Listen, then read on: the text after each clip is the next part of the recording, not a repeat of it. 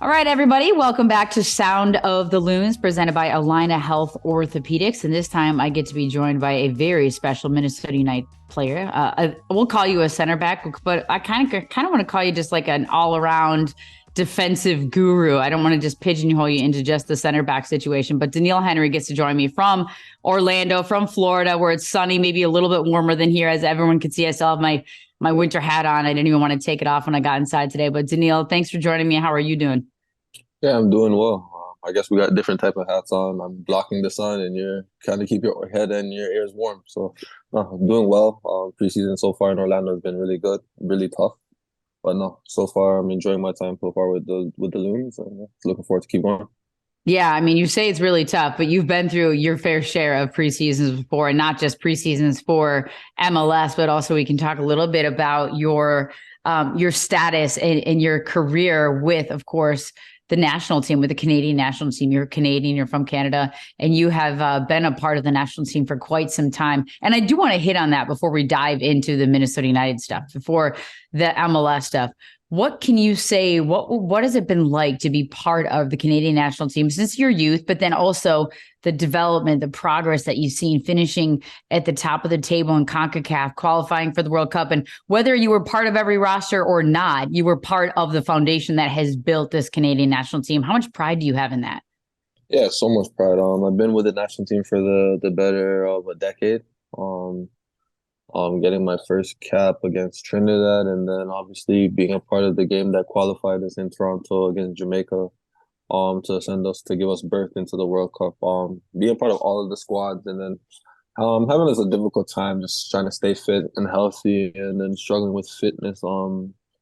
I can say that this year I wanted to make sure that I tackled it and got in, and just get all the dirty work done, and no hiding from it.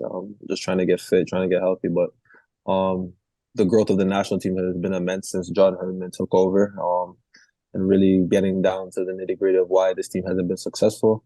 Some exhilarating young youth and fearless talents, and then you have some vet presence like myself, and legends in the game like Atiba Hutchin and Milan Borjan.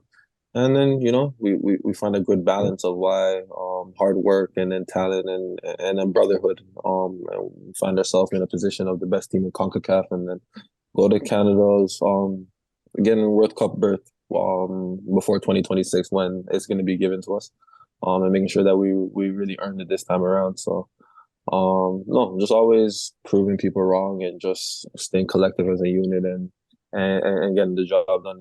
So excited for the boys, obviously for myself getting injured in one of the lead up games with the team, but knowing that I still was able to play a part and be the eyes and the ears and the heartbeat of the team. I'll definitely cherish that forever.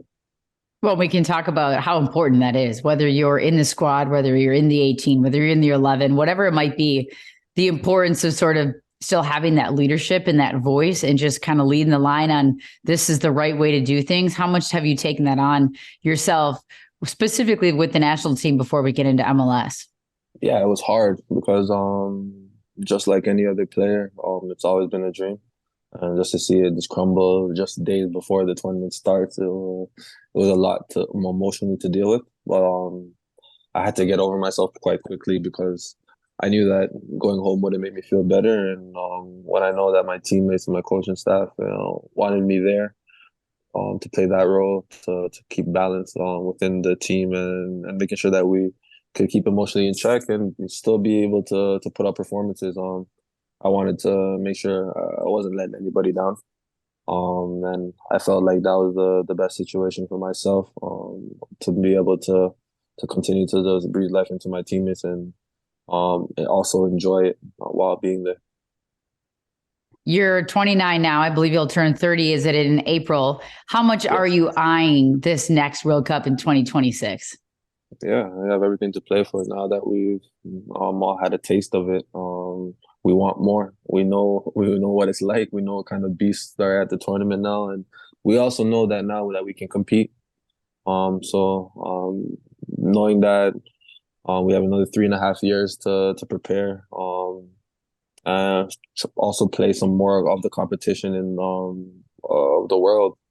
We have more time to better prepare ourselves for what the world stage holds. So we're all excited and looking forward for that challenge. Let's talk about your journey in MLS, starting out with Toronto, Vancouver, Toronto, LAFC, back to Toronto, a lot of Canadian vibes in there. But what has your journey been like for you personally, and how did you seen your growth over your time in this league? Yeah, this league gave me every opportunity to be a professional. Starting from the academy and then seeing that professionals are also humans. Blood, sweat, tears, emotions, feelings, and not being able to see them in the physical and not on TV. I got that respect of understanding that I can be just like them, if not better. So I always use that as my fuel and hunger to make it to the next level.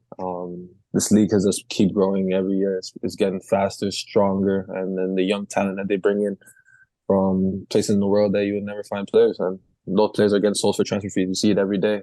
In football, that the MLS is now being able to let some of the best talents in the world who are playing Champions League finals, winning Champions League finals, like Alphonso Davies, and these are the type of players that they're selling now. So it's good to see that the league has made some major strides and being able to be an attractive league in the world. How do you view your role with Minnesota United? And also, how did this move come to be for you? And what made you think that this was the right fit at the right time for you in your career? Yeah, Adrian's always been a manager that I admired from a distance. Obviously, I've never played under him, but I've played against teams that he's coached. Just having the respect and understand how his teams play. When it did come up while I was at the World Cup, I was excited because this is probably the first time in 2 years where I was able to know my situation before the season started. I haven't had a preseason in about 2 years when I had to like force a move to get out of Korea because of all the COVID stuff and the protocols. And then going to LAFC late into preseason and then just fighting for fitness, just fighting to just kind of catch up with everything. I was here from day one, so I'm looking forward to getting as fit as possible and being able to allow my body to take the beating now, so that I can show everybody why when I'm fit and healthy that I'm a good player. So it's never been, and Doneil's not a good player. It's always been he can't stay fit. So I'm looking forward to having a good season. They know me. They know the quality that I can bring to this group. Leadership, all of that stuff is great, but I'm a player, and I'm really looking forward to showing it this season. You might be one of the few, that was really looking forward to preseason, right? Because sometimes you don't know what you had until you don't have it. And Don't now get you me being wrong. fully Don't get but me wrong. Preseason, there's nothing like there's no hiding in preseason. You have to get the work done, and I'm not shying away from it this year because I really need to get it done, more than ever in my life. So yeah, as much as it hurts and it sucks, I'm embracing it. And I'm gonna embrace the beat and then just make sure that when it's done, I can just stay on the straight and narrow and just make sure that my body is able to keep going. Well, what a line to toe though for you as a veteran of this league, and of course just of how many preseasons over the course of your lifetime that you've had at every single level. And we talked to Will Trapp a few weeks ago, and I don't think anyone thoroughly enjoys doing the beep test. No one enjoys staying fit, but there's a satisfaction when you show up and you can feel like you're ready for this. And yes, it's always going to be still a grind, and it's going to be difficult mentally and physically. But at the end of the day, when you know that you've put in the work, what a feeling that is when you show up. Yeah, absolutely. I agree. Guys who are able to make sure they give their body the right amount of rest, but still able to keep a good base fitness coming in and being able, it's definitely easier than the guys who are either coming back from injuries, coming back, or just didn't do anything over the off season. Yeah, you pay for that. But as a professional, it's our job and our duty to try and stay healthy, stay fit, and yeah, now it's time more than ever for myself to make sure I get back to that fitness where I'm able to do the demands on a day-to-day basis. So yeah, now's the time for me for sure. Well, and there's always somebody waiting in the wings to step up, whether it's to take your spot, to fill a hole, to prove themselves. It's a younger guy. It's, you coming in new to the squad. So when you look at this roster and the depth of this roster and some of the center backs, we know Dabasi, of course, still out injured, but you've got Michael Boxall, Brent Coleman. We could go down the list of a couple more. But how do you feel yourself fitting into this back line? Yeah, it's my style of football. Great guys. They've been here for long stints of their careers. So no, it's good. What I find what makes a defensive group good is that everybody enjoys the competition. Not in a toxic environment where we're all being like shit characters into each other, but no, like whoever's the guy, whoever wins it, salute to you. Like just know I'm on your heels. But that's just how it goes, and that's what's gonna better everybody's game. So no, everybody's been respectful and it's been good fun. But at the end of the day, like it's the job. So while here, just everybody just working hard to get the starting spot for sure. Is there anybody on this roster that you knew or were familiar with? Of course, Dane St. Clair with the Canadian national team this last time around. You've probably spent some time with him, but anybody else on this roster that you're familiar with, or have you spoken to Michael Boxall before, someone that you might be playing alongside a decent amount? No, I didn't talk to a majority of the guys before coming here, but like when you play in the league for the amount of years that I have, like players either playing against them or other changing. So when you see people, it's pretty easy to fit into a change. It's not my first time in the MLS change room anyway. So no, majority of the guys we gotta know each other from either competition or being on the other side of the change room. So we always talk about our experience of when we came into the league, what it was like before, what it's like now, going into our probably tenth to around the 10th to 12th preseason and different expectations. But no, everybody comes in and like we're just ready to go. Off season sometimes can be very long. Once you get that break or that emotional refresh that's so important, then you come back and you're lively and you're rejuvenated and you're just ready to go. So it makes it easier and better when you're around guys who share the same interests and want to win. This has been a playoff team. It's a hard-working team, and they stick to that. It's something that I'm looking to buy into. Is there anything in particular from your time with the club so far when you came in, probably the beginning of January? I think you guys maybe were in like January 6th or something like that. But since you've arrived, that you've maybe been pleasantly surprised about, something that you didn't know, something that impressed you, something that was just kind of a shock to you? Because you have been a part of this league for so long and a couple different clubs. Anything in particular that stood out to you? Yeah, I would say like they're pretty organized. From when I knew I was going to be here, staff reaching out and making sure if I needed anything, I had it. The med team has been amazing. Knowing that I was coming in, from an injury that I sustained at the World Cup. Yeah, players. Dane's been here for a while, so it's always been easy adjusting. So no, I'm just in the transition of getting settled as soon as possible. So that will make me more comfortable knowing that I have my place and everything sorted out. Besides that, Angie. I was just gonna say you got to know Angie Josh, Blaker. I mean, she does everything. Angie, Josh Corbin, the med staff, the players. Everybody's been really welcoming and helping me adjust really quickly. So which makes me feel better. So I can just focus on my football, and then eventually we can just get to the business. You've spent some time with Dane. You have any dirt on him that maybe the Minnesota United guys aren't aware of? Did you share any, did he have to do any young player dance and sing along with the Canadian national team that you were able to kind of hold over his head with the Minnesota United crew, or no? To be fair, he's been a good boy. He's one of the guys that I've drawn to him really really close. It's funny, the first time I met Dane, I didn't even know he was a footballer. I was with his best friend Kamal Miller at the time. And when I met him, I had no idea that he played at Minnesota. So it's pretty funny. That's how our first, and the next thing you know, he's rocking up the national team cap. And I'm like, oh, you're a player. I had no idea, but no, he's good. He's really commanding. He's a young player with a really really bright future. He does the right things. He carries himself like a professional. He's loud. He's vocal. He has confidence. So he's just gonna keep growing. So when you have those kind of things, he has a good coach in Stuart Kerr here, who I've known for a very long time. So no, he continues to do the right things. Good things will happen. But no, besides that, Dane's, he's a gamer. I'm pretty sure they all know he's a gamer, but I don't play games. But I just watch him play games all day in the room. So yeah, It that's what was it is. it was fun seeing him last year at Allianz Field as an all-star. And, I think that they all know he was going to be good when they drafted him, but sometimes you don't know what you don't know, or when some of these guys, even with international guys, you don't know until they get here. I mean, this league is a different animal sometimes for what they've come from. And, you have guys coming from different countries and trying to adapt and get their families here and whatnot.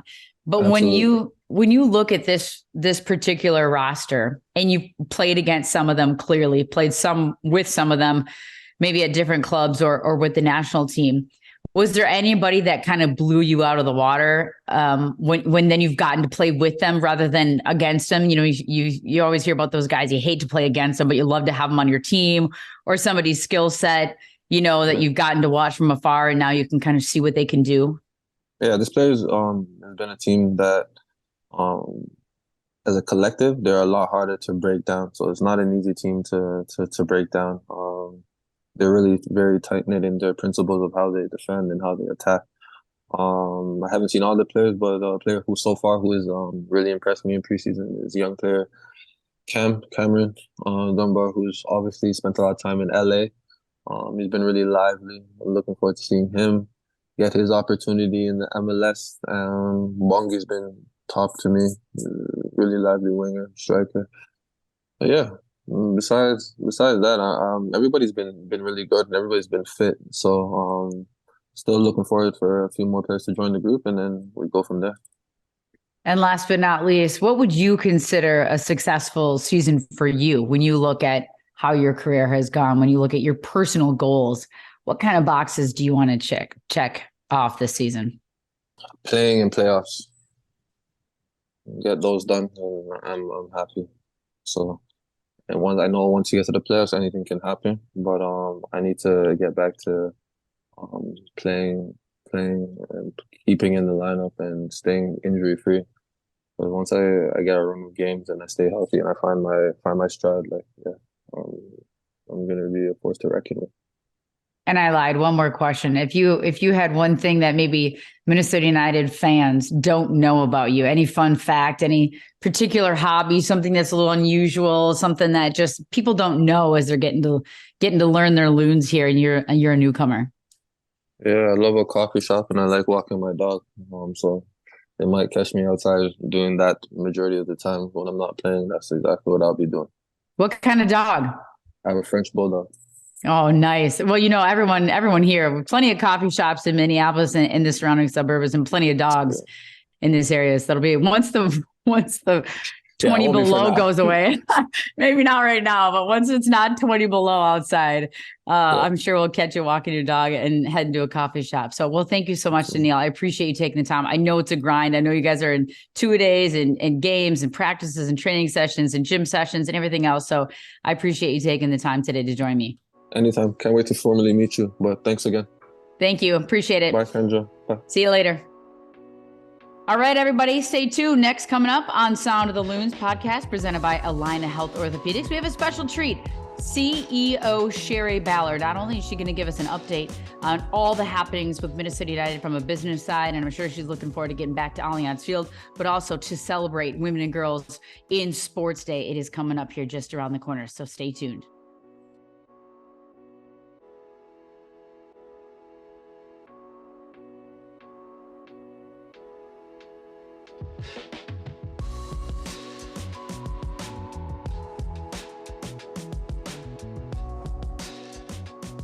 When injury takes you out of the game, it's time for your team to step up. At Allina Health Orthopedics, you'll get expert care backed by a whole health system of providers.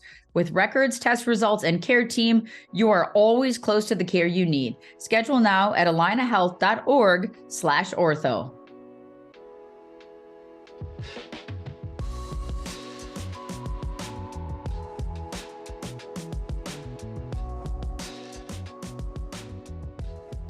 All right, everybody, welcome back to Sound of the Loons podcast, presented by Allina Health Orthopedics. Now I get the pleasure of speaking with the one, the only, the myth, the legend, Shari Ballard, CEO of Minnesota United. Good morning. How are you? I'm doing great. Are you kidding me? You're sort of the myth and the legend now. I went from seeing you every day to I barely see you at all now. We miss you around here. It's really good to see you. I know it's weird not being. I was saying this the other day, especially like at training every day. I mean, when the team goes away for preseason, we're always kind of out of the loop a little bit, but at least like I was watching Adrian Heath's media availability yesterday, that he did from Orlando, and I just feel like I had to catch up. I had to get back in the loop on some of the stuff, and then I'm like writing all these notes down, and I'm like, why am I writing all these notes about what he's saying? I'm not even doing Minnesota United, their first game of the season against Dallas, but I just feel like I need to do that.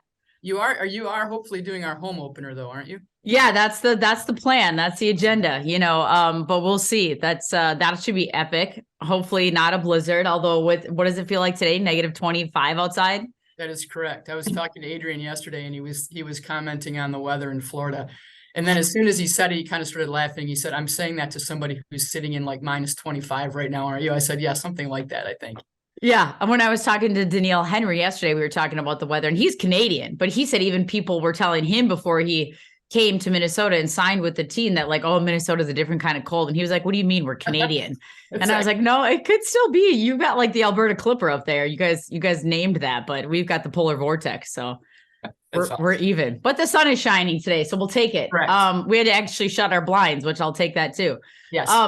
I want to just catch up with you because I think it's always great for people want to hear the soccer side, and we talk a lot of soccer, but the business side is always a little bit of an intrigue as well. And we know that they mesh, they overlap, they combine with how you operate the business, but part of the business and a major chunk of it, of course, is the team and the sporting side. So, evaluating last year, how it ended, how it went from a soccer and business perspective, and then looking ahead to 2023 with the World Cup smooshed in the middle there. Yeah. It kind of felt like it just flew by, but how would you evaluate the club based on last year and heading into this season? I would say the same. The time here. So, I mean, we've been working together, almost 2 years at this point. The time has been flying. So I would say the same.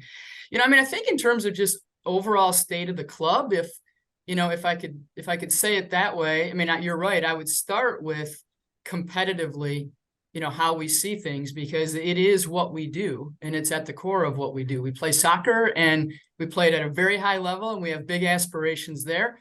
And the work is to use soccer to, expand its reach and bring the community together and inspire people and give folks an amazing experience at Allianz that they can't get anywhere else. But it starts with soccer and being competitive on the field. I think in terms of the state of that, it would be, I think, difficult to argue that in the relatively short amount of time that the club has been in MLS, we've had good success. Playoffs the last 4 years, which most of our fans know at this point, and the longest active streak of teams going to the playoffs, and we're young, so we're proud of that. And I think it's a major accomplishment for the club, and it speaks to the people who built it before I got here. And we're also at a place where we aspire for more than making the playoffs. We want to and need to get it to one more level here, which is to get us hosting a home playoff game, to get a run deeper into the playoffs. And ultimately, our ambition is to win an MLS Cup. And it is hard in every pro sport to win a championship, but that is our aspiration. And we're all looking for the club to take the next level in doing that competitively this year. As you know, we've continued to work on the roster, and over the course of the last year and a half, have worked to get a little bit younger players mixed in with a core of veterans who are great professionally, are very talented, and bring the kind of locker room leadership we need. But between last year's signings and the signings this year in the offseason, it is a youth movement at Minnesota United. We've gone, for the most part, younger, and we're pleased about the mix. And so I think it's also going to be really interesting this year. We'll have Bongi year 2. We've got, Rosales here. We've got Arriaga, who right now is healthy and looks great, and having those guys here for year 2. Some new young guys that are coming in, and like I said, mixed with a blend of leadership with guys who are professionals, who play at a super high level, and know how to help these young guys be the best versions of themselves. So I'm excited for the year. It's sort of a normal job when we're in the off season. And so I think we're all ready for the season to start up, and we're excited, so I think competitively, I guess that's how I would assess it. I love, how we started and where we're at, but we're looking for the next level of performance there. I think in terms of the community aspect of what we do as a club, which you know very well is a major, major component of who we are as a club and how we try to bring value to the community beyond soccer. I'm really pleased with how that has expanded. You know, we've expanded our own community team. So we've got more folks who are dedicated to doing that and helping us have impact. We've got, at this point, almost 80 corporate partnerships with some of the absolute best companies in Minnesota, and almost all of them, you know, in addition to wanting to be part of the game day experience, work with us because they're trying to do amazing things in the community, and they really like the reach of the club, you know, and helping them understand where there are community needs and, you know, how we can partner with other agencies in the community to do that. So I'm extremely proud of the impact we've had in the community and our ability to support people at times of need. Food insecurity, as you know, is a big element of what our community is dealing with, even more so now. And we have impact in that on a monthly basis with our partners at Allianz, and did a bunch around the All-Star game with that too. And we're doing a lot to expand the reach of soccer. We've in partnership with our folks from Alina, we sponsor a power soccer team, which is honestly some of the coolest. I saw the video. Yeah, they just played in a tournament in Phoenix a few weeks ago. They're good. You know, so we've got that. We've got unified soccer, and we've now got Amos McGee leading our academy. And so we're reaching deeper into the communities in terms of youth soccer and helping to create access for all kinds of kids from, you know, all kinds of families and communities. So I'm really proud of what this club does as a community. I remember you and I talked before I started, and I said, I think this is going to be a community job in certain ways. And it's been even way more of a community job than I thought it was going to be. So I would say those things are probably at the top of the list in terms of state of the club, what I'm proud of, but also where we need to continue to expand our reach. And, you know, the rest of it is internal stuff, you know, culturally continuing to grow, continuing to help folks who are, you know, at various stages in their career, understand what their talents are and how to apply them. And importantly, team with other people in a collaborative way so that we're getting better internally as a club too. You know, we talk about that on the field, but it's on every single one of us at the club to be better every single year. And, you know, my view on that, and everybody at the club knows it, and they're probably sick of it, is our biggest opportunity internally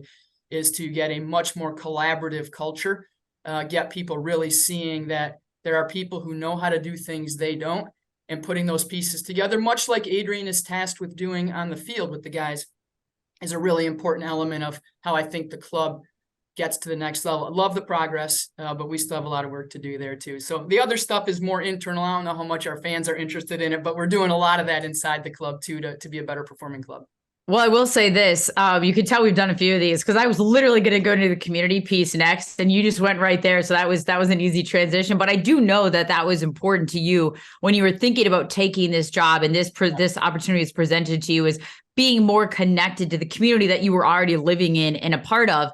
And I would be remiss if I didn't give a massive shout out to the community relations group, and also all the video, you know, everybody that's involved in putting that stuff out there and capturing it to make sure that everybody understands that community is there, not to like shine the light on everything Minnesota United's doing, but it's more just to let the community at large know this is out there and you can be a part of it too. It's not just people within the club. So a massive shout out to that whole group that's always involved. They're not just shooting training every day and recording our podcast and editing and putting them out there. They're the ones that are out there putting together these fabulous pieces, whether it's power soccer or whatever it might be, the youth, the academy. I ran into a guy the other day. I literally was getting my dry cleaning, and they're like, "Hey, what's the name?" And I'm like, "D. St. Aubin." And the guy looks at me next, like the guy picking up his shirts. He's like, "Kyndra?"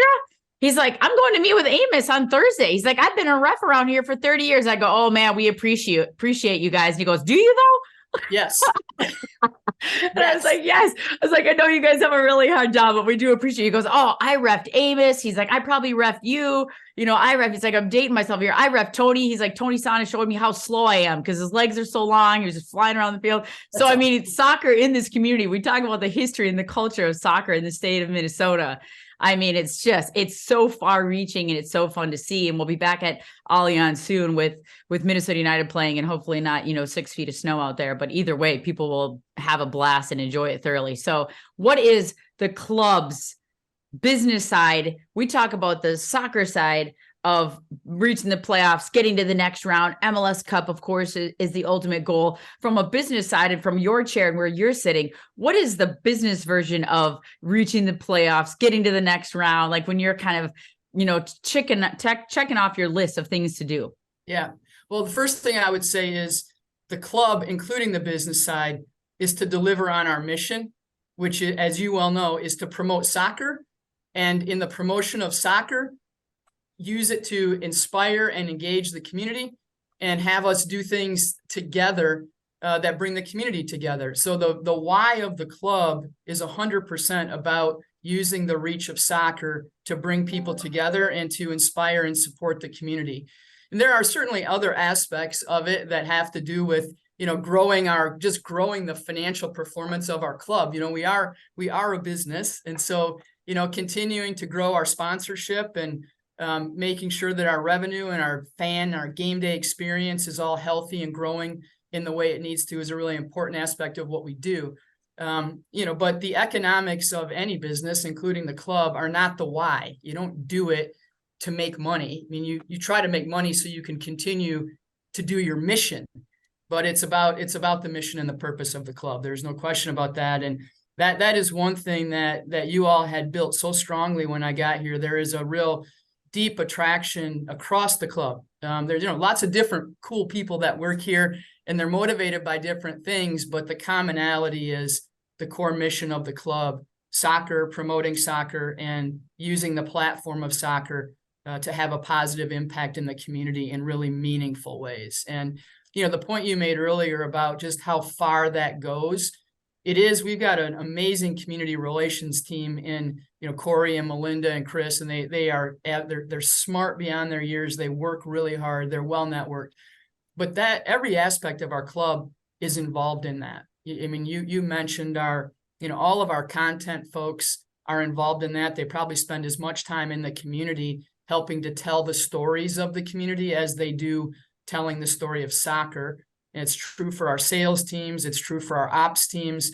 So that aspect of the club, I think it's a little bit less about shining the light on the club. It's more about using the platform that is soccer and Minnesota United soccer to truly have a positive and lasting impact in the community that we're a part of and that we serve.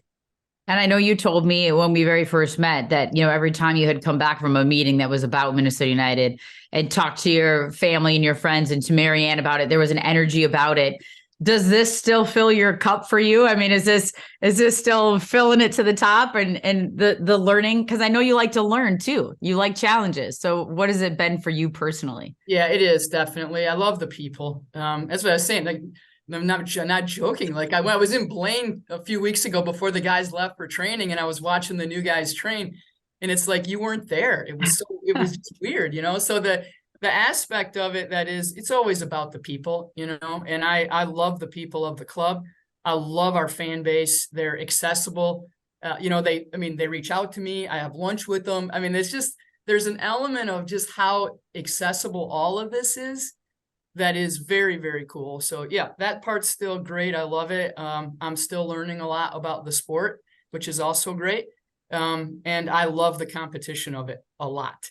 So yes, I know that's a long answer for yes. And I know it's a great job. I know you're competitive, and I don't know if you know, but on one of the first podcasts we did this year, Manny was talking about how he really misses the fitness aspect. He misses seeing these guys do the beep test. And I was like, I'm sure that Sean could get together a staff beep test if you really felt like you were missing it, So if you're super competitive, maybe it'll just be you and Manny out there running the beep test one day. I'm going to try to compete with Manny in other ways. Like I don't think it's going to be that. I like to compete and I like to win. So I don't think I'm going to get the winning outcome on that one, would be my guess. Well, we'll see. I mean, I don't know if his knee he might be just a big talker there. I think sometimes, your mind is willing and your body isn't able. I've experienced that several times now. Me too. Trust me. But let's talk a little bit about what it means for this club to advance to the playoffs 4 years in a row. I've talked to the sporting guys about that. I can talk to Adrian about it. I can talk to Man. I can talk to players. I've talked to Will Trapp. What that means when they're a veteran of this team and of this league to know what it takes to get there. So from a barometer, what does it mean for the club from a sporting side, but also a business side when you're looking at what does success on the field do for this team, for this club? We already know the fan experience in Allianz is second to none. We've seen it. We've witnessed it. Everybody who comes here says the same thing. It's a bucket list stadium to get to, an experience to get to, because everyone does such a fantastic job with it. But on the pitch, how does that translate into your world? Yeah, I mean, you know this, but it's absolutely critical because there's a couple elements to expanding our mission. One of them, to your point, has to do with what happens on game day. And our first responsibility is to put a amazing experience on for our fans at Allianz. That is the North Star for us. That includes the quality of play on the field, and that includes every single one of us doing everything we can to make that fan experience special on game day. That will stay the North Star, and we'll continue to invest and focus on making that better and better each year. Absolutely. But there's also an element that has to do with, and this is not just with Minnesota United, but has to do with the need to grow the sport overall. We're early here in the US, relatively speaking, and it's growing like crazy in terms of interest.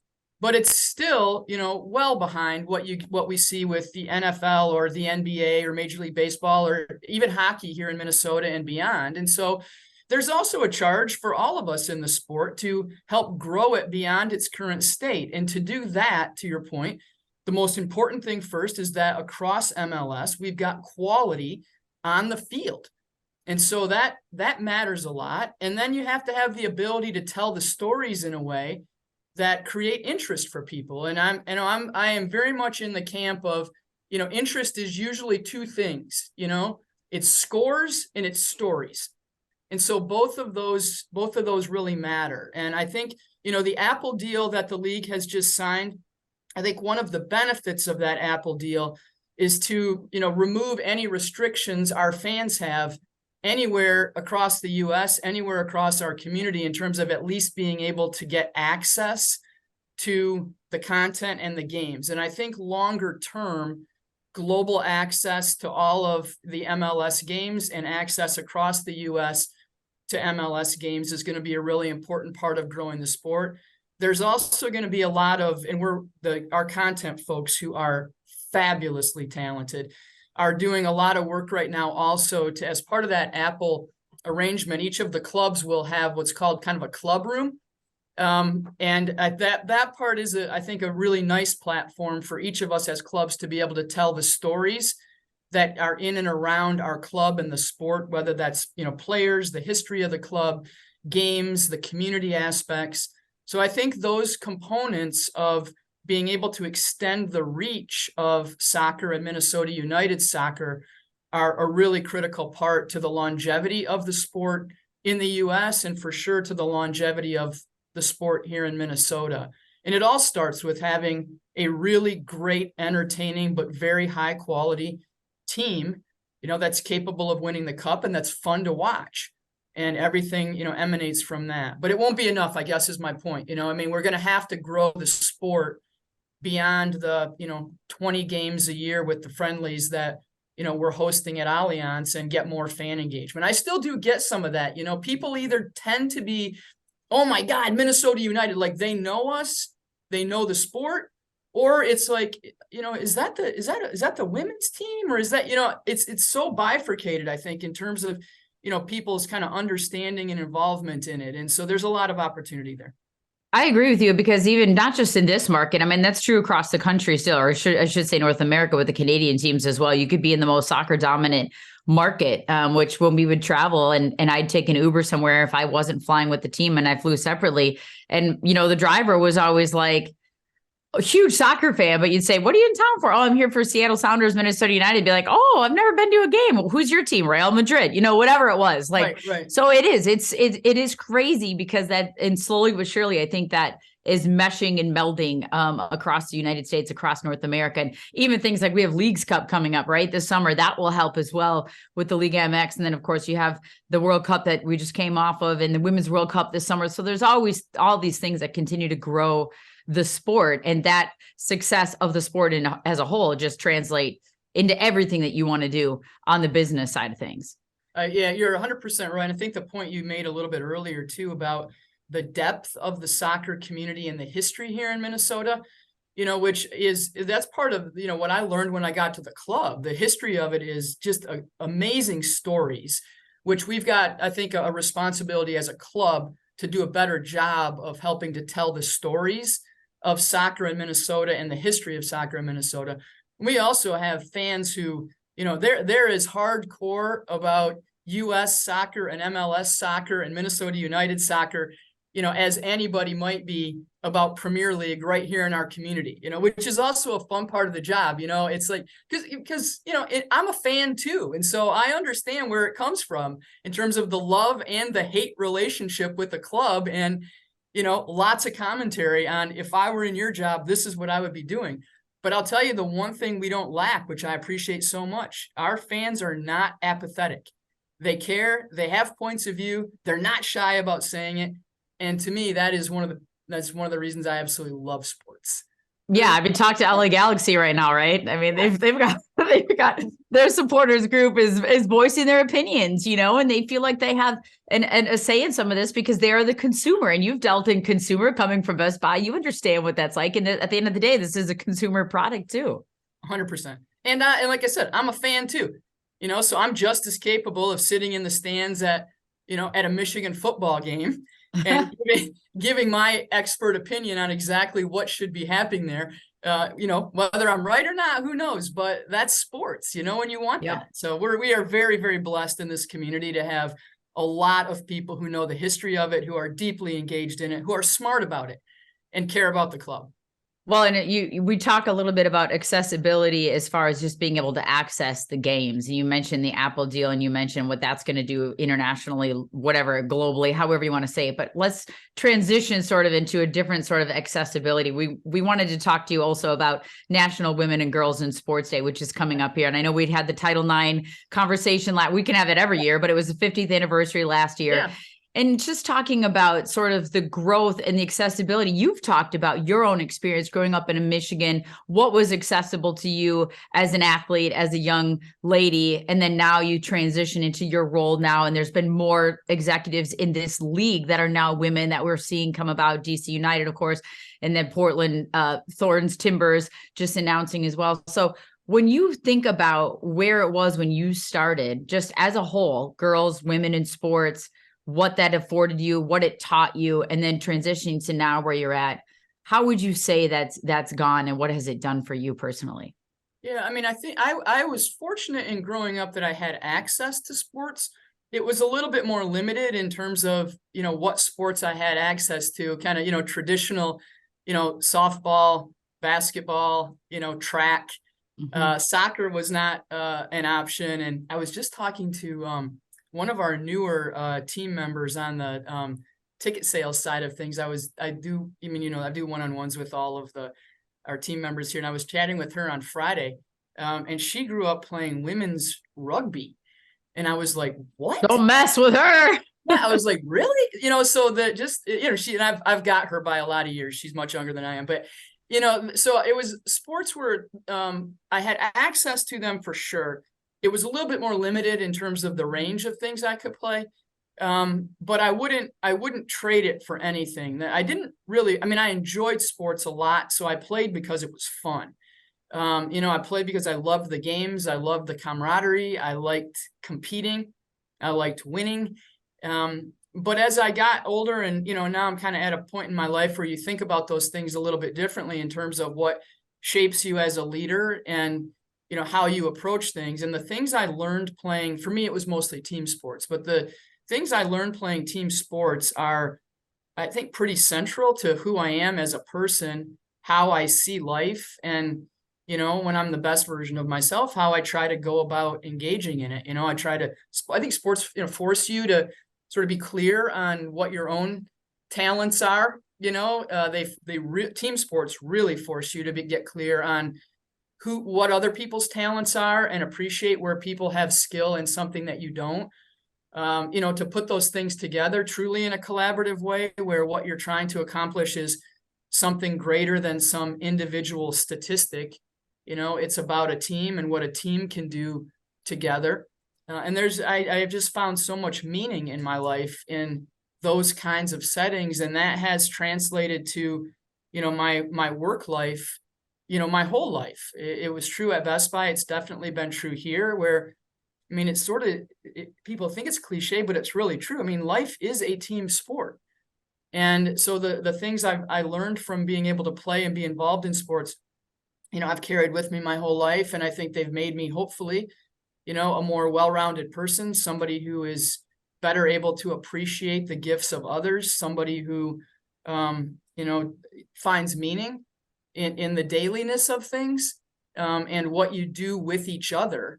That is really ultimately what this is all about. And so sports has been and still is. I can't imagine my life without sports. And to see it now being expanded so much in terms of the range of things that women and girls can be involved in and are involved in, to see how sport can bring people together when you may be first generation, and have, love soccer. And now maybe you find a community here of other people who love soccer too. So it's not just women and gender, although I think it has been for me, and I know this is true for you too, because we've talked about it. It's been unbelievable, but to see the impact and the greater accessibility, if I could say it that way, that girls and boys and young people have today, I think it does nothing but bode well for their health and happiness as human beings. And, hopefully our ability as people to keep figuring out how to come together, to do meaningful things rather than, sitting in divisive camps that don't drive meaning in any way and leave you feeling hollow, So as you well know, and so does everybody here, I'm a sports homer. I make no apologies for it. I love them and can't imagine my life without them.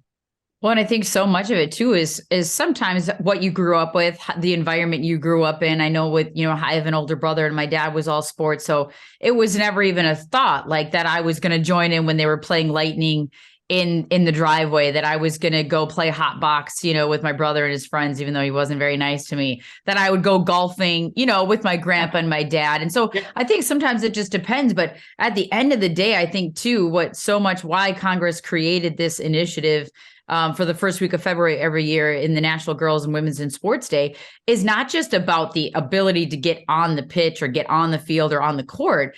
It's what it does for confidence. And there may have been a time we can talk Title IX and of course what that did for women and girls in sports. And you can talk about Billie King and, all these kinds of things. But I think at the end of the day, I know there's a group around here called Girls on the Run. And it's nationwide, but I've worked with them. Like, great organization. Oh my gosh. If you can see it, you can be it, the confidence, and it's girls that may never play sports, but they're part of this group. They're part of this unique environment where they work on social and emotional aspects. So it's all encompassing. It's not just like, oh, you have to play a sport to really appreciate girls and women's in sports. It's what it does for you as a whole from a confidence and a life perspective. And I think it's really unique that it gets recognized each year in the first week in February. I think your point about confidence is really critical. There's the various times in all of our lives, and certainly mine, where I've been more confident or less confident in things. It's sort of, at least for me, confidence sort of kind of comes and goes.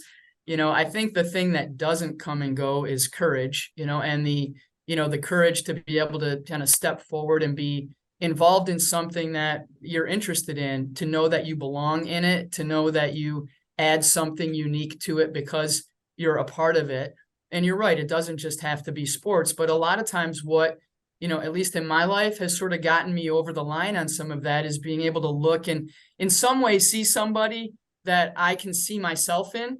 Sometimes it's their gender, sometimes it's, we both kind of grew up a little more blue collar, or, there's lots of different ways we relate to each other, but seeing people that we relate to, in roles or doing things that we aspire to do or want to do, I think you're right. It's absolutely critical to helping people grow and learn and be the biggest and best version of themselves they can be. And at the end of the day, it's a lot about building each other up. And I mean, I know in my industry in broadcasting, this is a industry that can go either way, especially for females from a competitiveness. So how do you keep that competitive edge? And you always want to be better.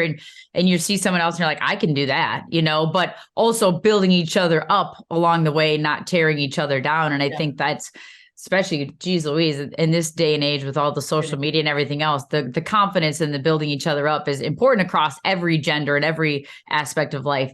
But I think it's unique in the sense that they celebrate it in the first week of February to really hone in on, building each other up and the confidence and the courage, as you state. So I just think too, and you and I have had so many conversations about women in different industries, whether it's whether in your profession where you're in corporate America when you're with Best Buy and working your way up, or whether you're in sports now, just sort of, breaking barriers, glass ceilings, however you want to put it. But at the end of the day, you've always said it's about leadership and it's about you as an individual. And I think that rings true.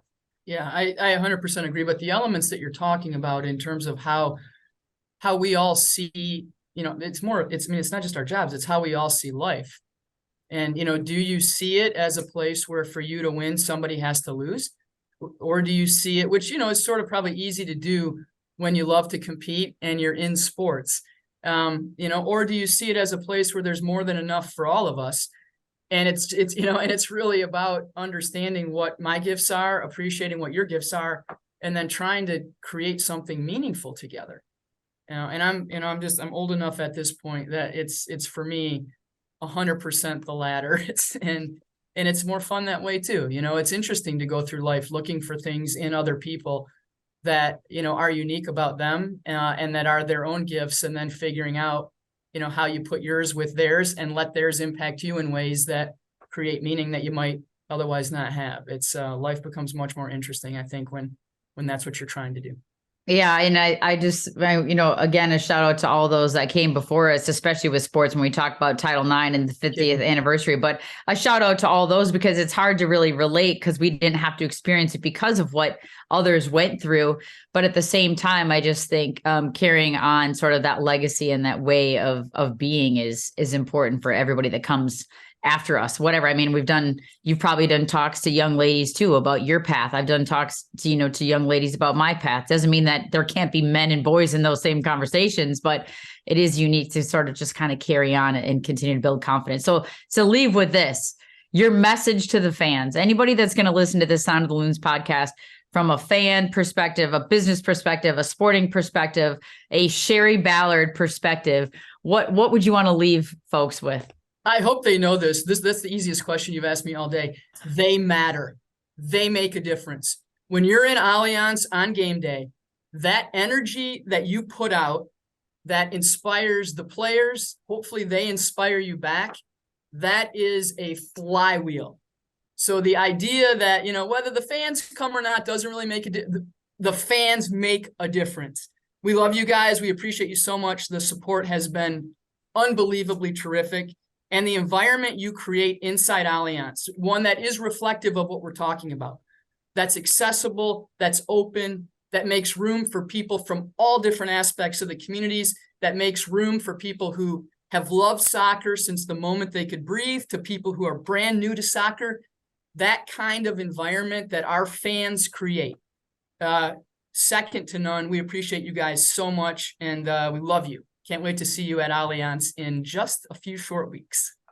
Awesome. Well, thanks, Shari, for joining me, taking the time. I know you've got a busy schedule, so thank you so much, and have a great rest of your, what the heck day is it? Tuesday? Have a great rest of your Tuesday. Next time we'll do lunch or coffee. You too, Kyndra. It's good to see you. All right. Sounds good. Thanks, Shari. All right. See you.